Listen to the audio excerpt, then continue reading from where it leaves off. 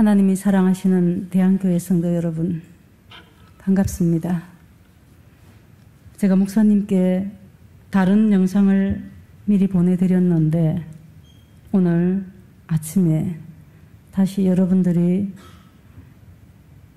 영상을 보면서 이미 마음에 생각나는 사람이 있었을 것입니다. 여러분들이 사랑하시고 파송하신 우리 김순자 선교사님, 그 선교사님의 제자가 있어서 그 얼굴을 목사님께 보내드리고 대한교회 성도들과 함께 나누기를 바랬습니다. 여러분들이 사랑하시고 기도하시면서 함께 파송하신 김순자 선교사님의 여제자 우리 끄야리 제 제자 남자 제자 에르네스트를 만나서 둘이 결혼하고 그리고 교회를 세워가고 있습니다. 칸트에서 아이들이 교회를 개척하고 그리고 지금은 두 사람이 연합해서 칸트 교회뿐만 아니라 여러 지역을 다니면서 영상에도 잠깐 올라왔지만은 쓰레기 매립장까지 찾아가서 아무도 돌아보지 않는 그들에게도 가서 복음을 전하면서 셀교회를 세워가고 있습니다. 여러분들이 잊지 않고 우리 김순자 선교사님을 생각하면서 제자들을 위해 계속 기도하시고 협력하시는 우리의 협력이 지금도 계속 하나님의 선교를 이루어가고 있음을 순자 선교사님은 가셨지만은 함께 동력자 된 제가 여러분 앞에 보고를 드립니다. 힘을 내십시오. 계속해서 여러분들 기도해 주시고 제자들이 스승님의 가르침을 받아서 그 땅에서 또 다른 제자를 남기고 또 복음을 전하고 하나님께서 우리에게 주신 지상 명령을 마지막까지 잘 순종해 나갈 수 있도록 기도해 주시기를 부탁드립니다. 오늘 여러분들 말씀을 들으면서 이미 하나님이 주신 소명을 각자의 마음에 다 받으셨을 것입니다. 이 선교가 고신에서는 70주년을 맞습니다. 70주년을 맞아서 경주에서 전 세계에 흩어져 있는 우리 400여 명의 선교사님들이 모여오시고 또 한국에 협력하는 모든 고신교회 목사님들 가운데 이런저런 이유로 오시지 못하는 분들을 제외한 많은 목사님들 그리고 장로님들, 권사님들 그리고 집사님들, 어린 아이들까지 함께 모여와서 큰 대회를 하고 있었습니다. 70년간 하나님께서 우리를 붙들고 걸어오신 하나님의 선교를 서로 보고하고 그리고 지금도 우리를 이끌어 가시는 하나님에 관해서 감사하면서 이제 내일을 우리를 손잡고 가실 하나님을 기대하며 어떻게 하면 우리가 하나님을 더 기쁘시게 할고 하는 머리를 맞댐의 시간이었습니다. 오늘 대한교회에 와서 여러분들의 주보를 보면서 또 목사님의 안내를 보면서 6월 29일 날 대한교회가 VIP 초청 전도 주일이 있는 것을 보면서 정말 감사한 마음이 가득합니다. 대한교회에 위해 함께 하시는 하나님께서 여러분들의 일생이 다하기까지 세상 끝날까지 대한교회를 붙들고 하나님의 선교를 계속해 가실 것을 믿으며 감사를 드립니다. 여러분들은 이렇게 하나님으로부터 부름받은 소명자이며 저 또한 하나님으로부터 부르심을 입은 소명자임을 여러분 감사하면서 우리의 일생이 다가는 날까지 하나님 앞에 꿋꿋이 서 가십시다. 선교가 무엇일까요? 선교를 시작하신 분이 누구일까요? 여러분은 선교를 시작하신 분이 누구라고 생각하십니까? 하나님이시죠. 감사합니다. 제가 선물을 안 가지고 왔습니다. 선물을 가져왔으면 우리 여기 스님께 드렸을 텐데 그렇습니다. 선교의 주체는 인간이 아니라 하나님이십니다. 하나님이 선교의 주체시고 지금도 그 선교를 이끌어 가시고 또 세상 끝날까지 마침내 선교를 완성하시고 당신의 장을 딱 닫아버리실 겁니다. 여러분, 우리는 이 날이 오기 전에 하나님 앞에 생명 주신 이 순간을 감사하면서 날마다 하나님과 동행해야 합니다. 선교란 하나님께서 창조하신 피조물이 타락했을 때 그들을 구원하시려는 하나님의 종말론적인 대사건입니다. 선교란 곧 모든 인류의 구원입니다. 하나님은 세상의 모든 사람들이 구원을 얻기를 원하십니다. 하나님의 소망이 그렇습니다. 1953년 독일 빌렌겐에서 국제선교협의회가 열렸습니다. 그곳에서 토론된 선교 주제에 관한 성명서가 나왔는데 내용은 다음과 같습니다. 모든 인간들은 하나님으로부터 소외되어 있다. 하나님은 한 명의 구원자, 한 명의 목자를 잃어버린 자를 구원하시기 위해 보내셨다.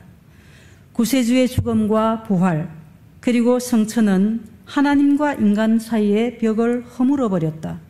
이 구원의 업적 위에서 우리가 그분의 증인과 대사로서 그분의 선교를 지속할 수 있는 능력을 주시기 위하여 하나님은 예수의 영인 그분의 영을 보내셨다. 이것이 1953년 전쟁이 끝나고 종전이 시작되던 그때에 선포된 것입니다. 무엇이 선교인지 그리고 선교를 처음 시작하신 주체가 누구신지 정확히 말하고 있습니다. 선교의 주체는 바로 하나님이십니다. 이 거대한 역사는 성경 전체 창세기부터 계시록까지에 이어져서 나타납니다. 하나님의 사랑은 죄로 물든 피조물을 그냥 버려두시지 않고 하나님 자신을 포함해서 필요한 것들을 보내시고 또한 직접 보내심을 받음으로써 선교를 시작하셨습니다. 그리고 지금도 계속 이루어 가시고 결국 완성하실 것입니다. 선교가 완성되는 날 계시록의 기록 마라나타 주 예수여 어서 오시옵소서 할 그날 우리도 함께 그렇게 고백할 수 있기를 바랍니다. 이렇게 선교를 시작하신 하나님은 어떤 하나님일까요? 무엇을 위해서 그렇게 하셨을까요? 독일의 신학자 게오르그 비케돔은 이렇게 말했습니다. 성경 안에는 하나님의 보내심에 대한 기록이 보다 광범위하게 나타난다. 하나님의 인간과 세상에 대한 구원 활동이 성경에는 보내심으로 묘사되어 있다. 성경 전체가 그렇게 기록되어 있다는 것입니다. 그 보내심은 모세로부터 시작해서 수많은 선지자들을 하나님의 백성들에게 보내셨습니다. 요엘 2장 19절에서는 백성들이 부르짖을 때에 하나님은 곡식과 새 포도주와 기름을 보내셨습니다. 그리고 시편 57편 3절에서는 인자와 진리를 보내셨다고 기록되어 있습니다. 하나님은 백성들이라고 좋은 것만 보내시지는 않습니다. 백성들이 잘못할 때는 하나님의 모습을 감추어 버리시고 하나님의 음성을 거치시고 백성들에게 캄캄함 속에서 헤매게 하십니다. 그것이 바로 신구약의 중간사 700년의 세월이었습니다. 아모스를 통해서 하나님은 말씀하셨습니다. 말씀을 듣지 못하는 기갈을 보낸다고요.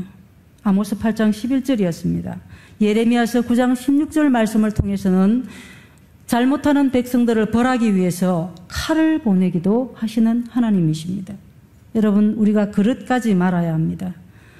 하나님은 무서움의 하나님만 아닙니다.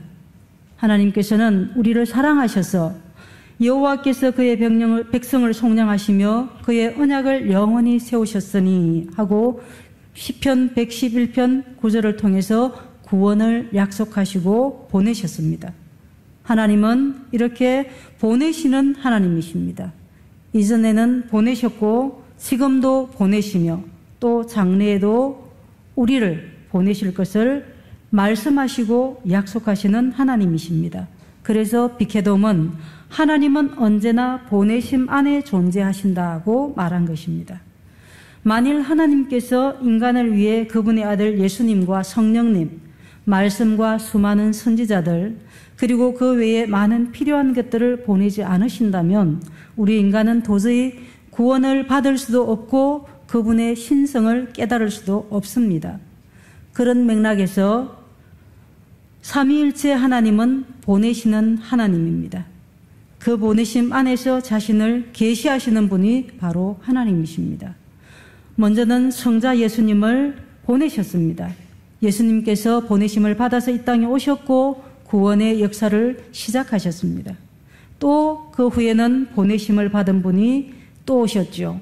바로 보혜사 성령께서 하나님과 예수님으로부터 보내심을 받아서 오신 것입니다. 함께 우리가 말씀을 봉독할까요? 요한복음 14장 26절입니다. 보혜사 곧 아버지께서 내 이름으로 보내실 성령, 그가 너희에게 모든 것을 가르치고 내가 너희에게 말한 모든 것을 생각나게 하리라. 네, 이렇게 보혜사를 보내실 것이라고 말씀하십니다. 보내심을 받아서 오신 예수님께서 또다시 보내실 것을 약속하고 계십니다. 요한복음 15장 26절 말씀을 같이 볼까요? 내가 아버지께로부터 너희에게 보낼 보혜사, 곧 아버지께로부터 나오시는 진리의 성령이 오실 때에 그가 나를 증언하실 것이요. 우리를 성전 삼고 와 계시면서 우리를 통해서 예수 그리스도 하나님을 증언할 것이라는 것입니다. 예수 그리스도 그가 우리의 구원자 되심을, 그가 진리임을, 그가 생명이요 길임을 증언하실 것이라는 것입니다. 여러분, 이 귀한 하나님의 소명에 대답하시고 쓰임 받으시기를 바랍니다. 그렇게 예수님의 재림 때까지 쉬지 않고 구원 사역을 감당하고 계십니다. 성령 하나님께서요. 하나님 아버지와 그 아들로부터 나오셨고 그의 보내심 안에는 삼위일체 하나님의 충만한 은혜가 주어졌습니다. 그러므로 성령께서 일하시는 곳에는 삼위일체 하나님께서 일하시는 것입니다. 이 삼위일체 하나님은 보내시는 하나님이시며 동시에 보냄을 받으시는 하나님이십니다. 왜 보내시고 보내심을 받으셨을까요? 여러분, 왜 그리하셨을까요? 이 땅에 알지 못하고 멸망으로 달려가는 피조물을 선교하기 위해서 보내시고 보내심을 받으신 것입니다. 저와 여러분이 바로 그 성령 하나님의 일하심의 열매들인 것입니다. 그렇게 완성되고 있는 선교가 인간의 활동이나 인간의 조직이 될 수가 있을까요? 사람들은 선교는 우리가 한다고 생각했습니다. 우리가 선교부를 조직하고 선교를 한다고 생각했습니다. 그러나 그것은 대단한 착각입니다. 성삼위 하나님께서 우리를 성전 삼고 오셔서 우리와 함께 선교를 시작하고 계신다는 것입니다. 날마다 선교를 시작하고 계신다는 것입니다. 그래서 성령께서 강하게 임하시는 이 대양교회는 하나님의 소원을 너무 잘 알고 계시기 때문에 이번 6월 29일 날 VIP 초청 전도주의를 하는 것이라고 저는 믿습니다. 아멘. 여러분, 한 사람도 뒤로 물러서 계시지 마십시오. 우리 한 사람 한 사람은 하나님으로부터 불러내심을 입은 에클레시아입니다. 에클레시아가 무엇입니까? 세상으로부터 불러냄을 받은 자들, 바로 교회라는 것입니다. 우리가 앉아서 하나님 앞에 예배를 드리는 이곳은 교회당이고 우리 한 사람 한 사람이 교회라는 것입니다. 교회의 본질이 무엇일까요? 우리의 존재 목적이 무엇일까요? 독일의 신학자 칼 하르텐스타인은 이렇게 말했습니다. 선교, 그것의 근원은 삼위일체 하나님 자신이다. 즉 성령의 능력을 통하여 만유를 화해시키기 위해서 아들을 보내신 것, 그것은 선교의 근본이자 목적이라는 것입니다. 하나님은 전 인류의 구원을 위해서 이 땅에 독생자 그분의 아들 예수님을 보내심으로 구원을 창조하셨고 이루셨습니다. 그리고 성령 하나님을 통해 계속 이루어 가십니다. 아들의 죽음과 부활, 그리고 성천은 하나님과 인간 사이의 장벽을 완전히 허물어 버렸고 완전한 화해를 이루어 놓았습니다. 이것은 바로 새로운 인류가 그리스도 안에서 창조된 것입니다. 우리가 고린도후서 5장 17절 말씀을 같이 볼까요?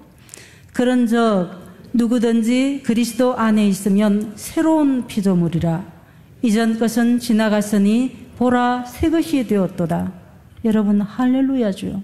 새로운 피조물, 신인류의 탄생이라는 것입니다. 여러분들은 이제 이전에 다 지나가버린 과거의 옛사람이 아니라 새로운 인류로 출발했다는 것입니다. 믿으십니까? 여러분들은 새 사람이라는 겁니다. 여러분 완전히 죽으시고 새 사람이라는 것을 날마다 고백하시기를 바랍니다. 나는 이제 오늘 새로운 사람이야. 하나님으로부터 소명을 받은 소명자로서 나를 구원하신 그 사랑 감사하면서 새로운 소명자로 사시는 여러분이 되시기를 바랍니다. 갈라디아서 2장 20절 말씀을 다시 볼까요? 내가 그리스도와 함께 십자가에 못 박혔나니 그런즉 이제는 내가 사는 것이 아니요 오직 내 안에 그리스도께서 사시는 것이라.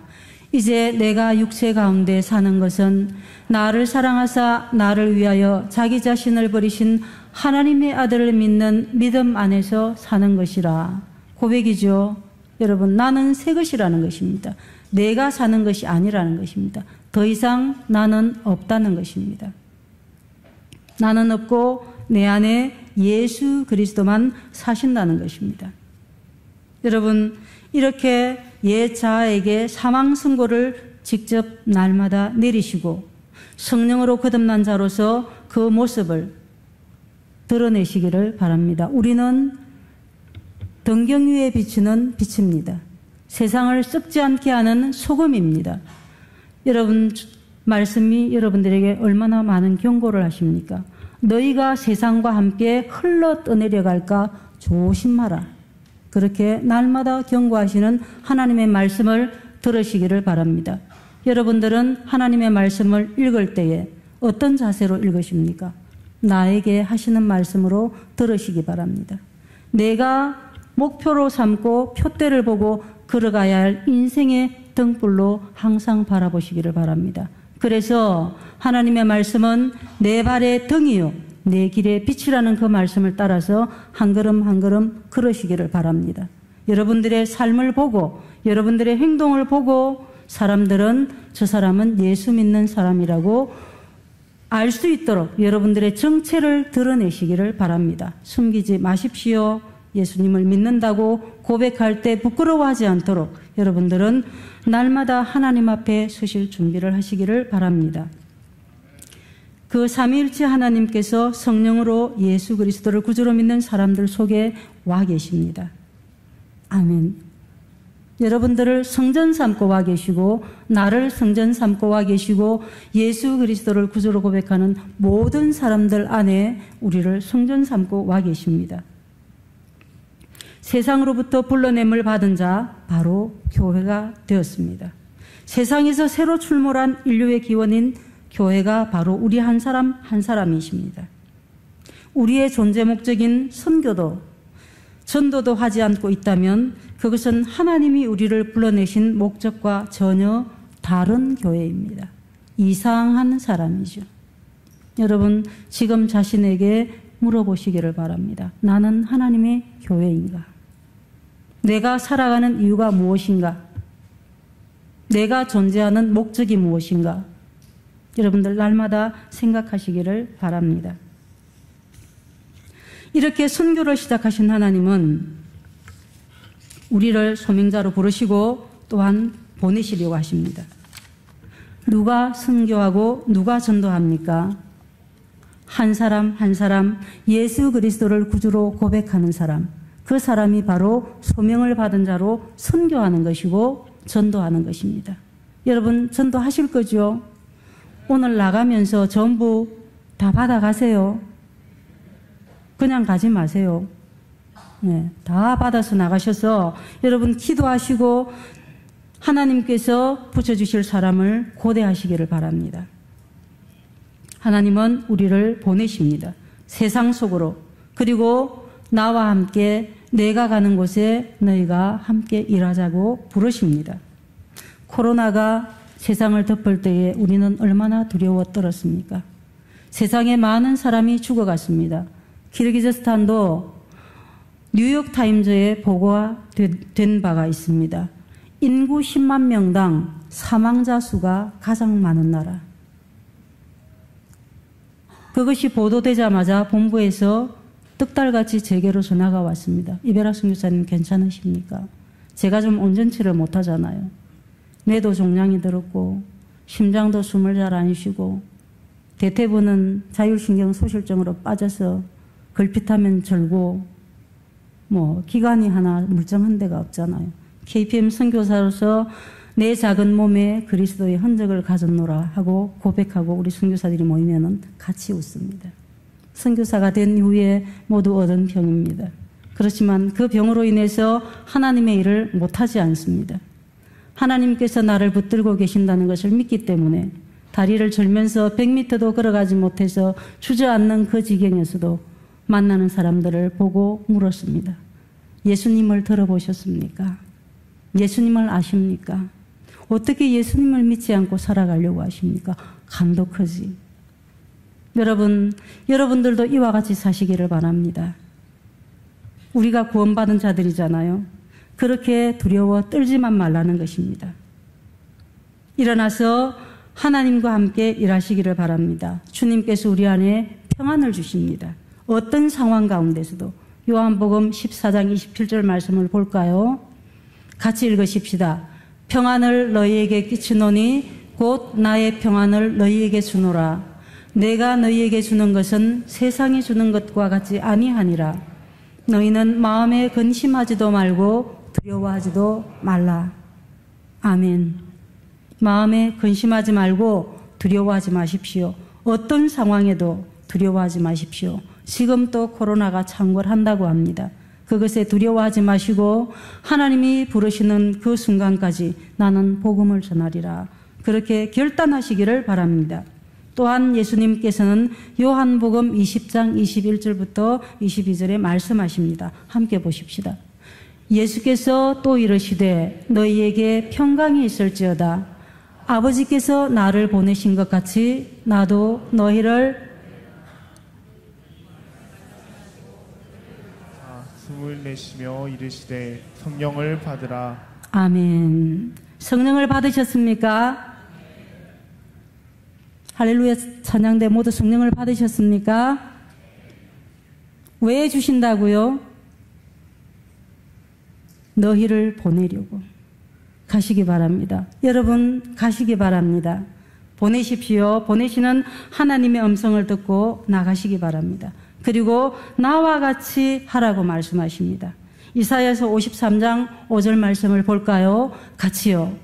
그가 찔림은 우리의 허물 때문이요 그가 상함은 우리의 죄악 때문이라. 그가 징계를 받음으로 우리는 평화를 누리고 그가 채찍에 맞음으로 우리는 나음을 입었도다. 아멘. 그분이 이렇게 하신 것처럼 너희도 그렇게 죽으러 가라는 것입니다. 여러분 무섭습니까? 죽으러 가라 그러면 무서울 것 같습니까? 무서우면 안 됩니다. 제가 강경 모슬렘 둥간인에게 갈 때가 그랬습니다. 그 민족들은 강경 모슬렘이어서 배교자가 나면은 민족 안에서 목을 쳐서 죽이는 민족이었습니다. 그 민족들에 대한 이야기를 성경 번역 선교사를 통해서 들었습니다.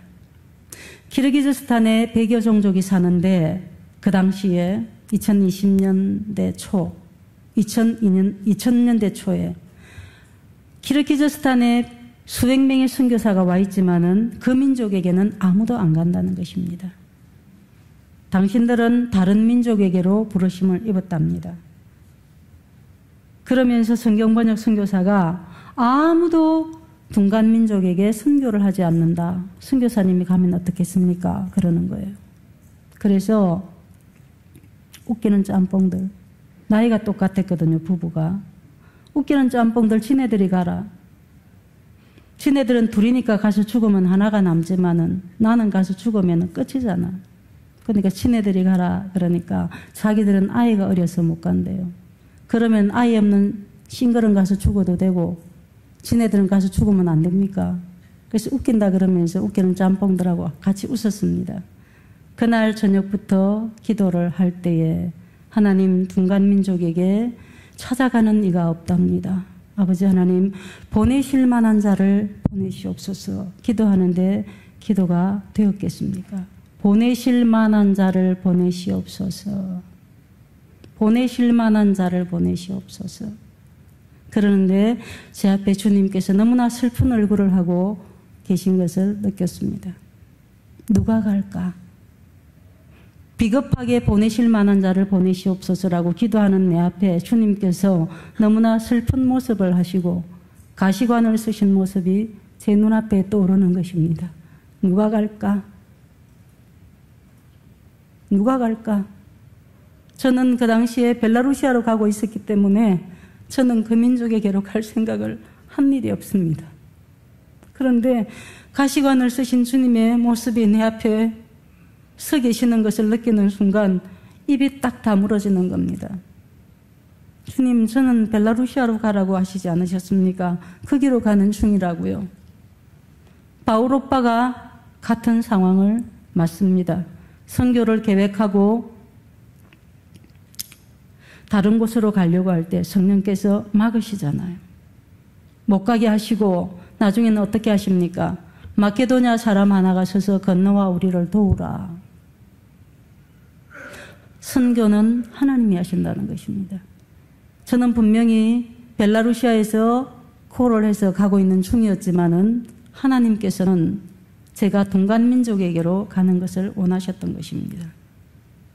그래서 주님 앞에 무릎을 꿇고 아버지, 제게 순교의 영광을 주시겠습니까? 가겠습니다. 저는 하나도 두렵지 않습니다. 단지 제가 생각하기에 저는 벨라루시아로 가야 되는 줄 알았습니다. 그런데 주님께서 제게 동간민족에게 가라 하시면 가겠습니다. 주님, 정말 감사합니다. 이보다 인생으로서 가치 있는 일이 어디에 있겠습니까? 감히 그 영광을 제게 주시겠습니까? 주님, 가겠습니다. 그리고 본부에 복명을 하고 보내달라 하니 못 보낸다. 죽으러 간다는데 어떻게 거기를 우리가 보내냐. 본부에서 하시는 대답입니다. 그래서 그럼 KPM 선교사를 그만두고 나는 가겠습니다. 내가 사람을 기쁘시게 하랴 하나님을 기쁘시게 하랴 가겠습니다. 그랬더니 집행위원회가 모였어요. 우리 교단의 목사님들 장로님으로 구성된 9인이 모여서 회의를 한 결과 이베라를 보내라. 만장일치로 결정이 났다는 것입니다. 사람의 생각으로는 절대로 우리 선교사를 죽음 가운데 가라고 하지 않겠지만은 하나님의 성령께서 하시니까 그 9인의 모임에서 이베라를 보내라고 결정이 난 것입니다. 정말 감사했습니다. 어머니를 모시고 잠깐 가을 끝 마무리 구경을 시켜드리다가 어머니가 옆에 계신데 본부에서 회의 결과를 전화를 통해서 제게 알려주시는 겁니다. 감사합니다. 마침 내일 비행기가 있습니다. 가겠습니다. 그리고 전화를 끊고는 어머니, 제가 가야 돼요. 이제 집으로 가십시다. 그러니까 우리 어머니가 말없이 눈물을 흘리시는 거예요. 내 아가야, 가거라.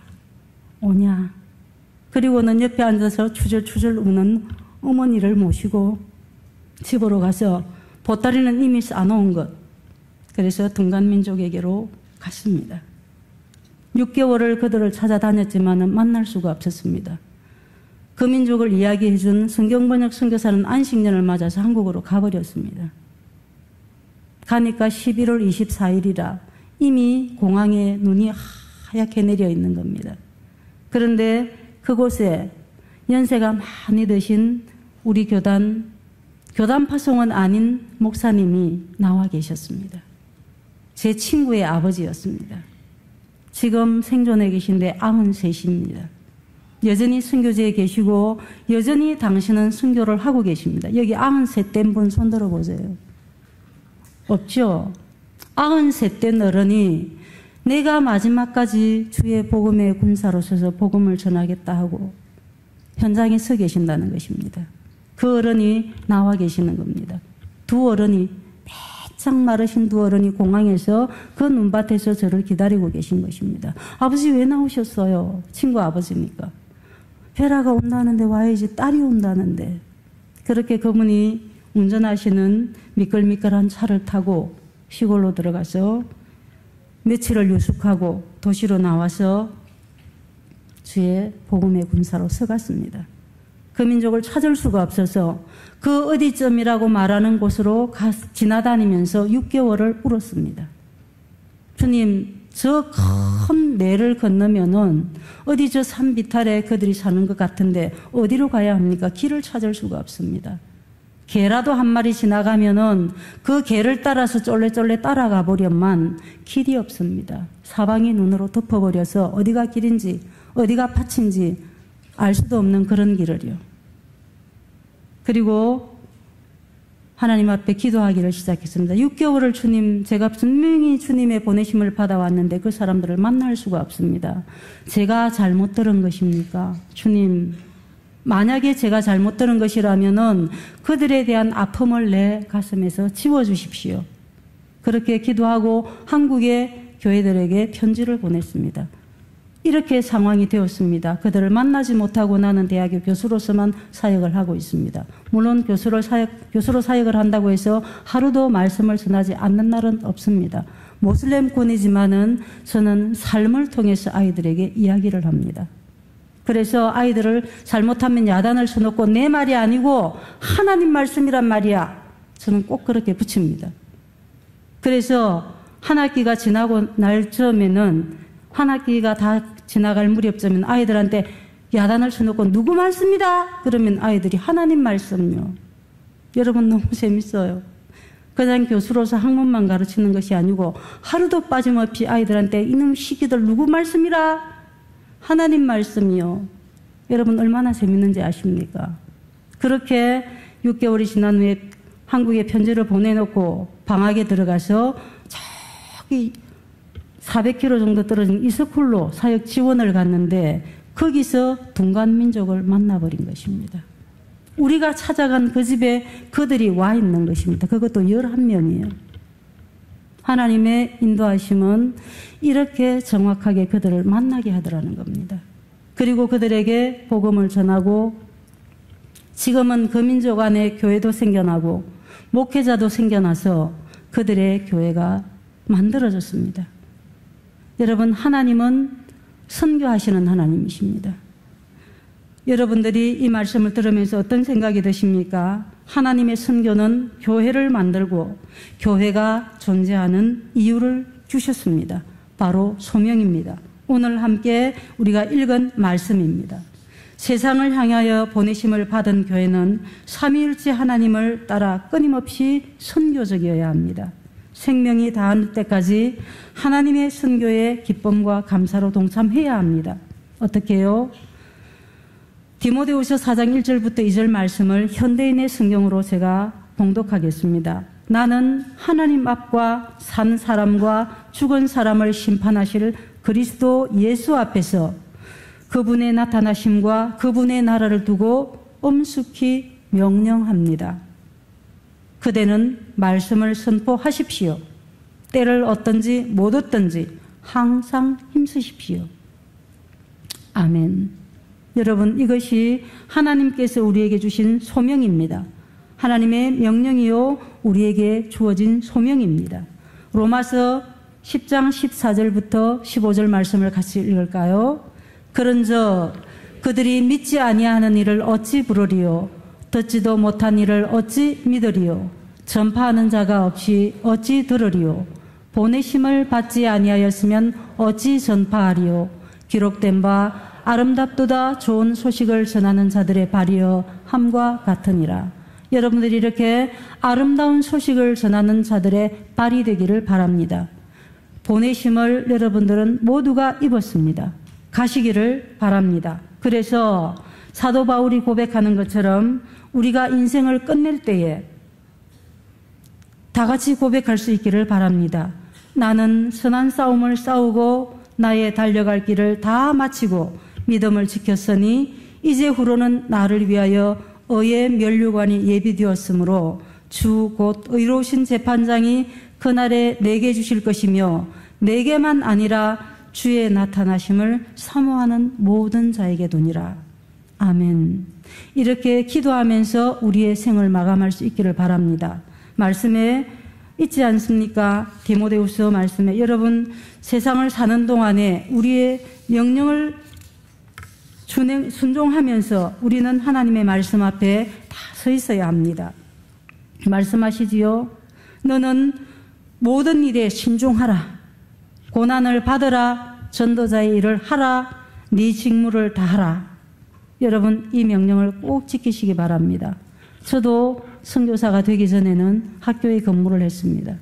복음을 전했습니다. 내 직무를 다하면서 하나님께서 내게 주신 소명은, 하나님이 나를 불러내신 목적은 주의 복음을 전하는 것이라는 것을 확실히 깨닫고 있었기 때문에 저는 학교에서도 아이들에게 복음을 전했습니다. 초등학교 5학년 아이를 하나 만났습니다. 얘야, 너는 예수님의 소식을 들어본 일 있니? 아이에게 복음을 전했습니다. 아이가 예수님을 믿었습니다. 지금 우리 교단에 서울에서 목회를 하는 목회자가 되어 있습니다. 여러분, 전하지 않으면 그 아이도 그 집의 1호 예수 믿는 자가 되었습니다.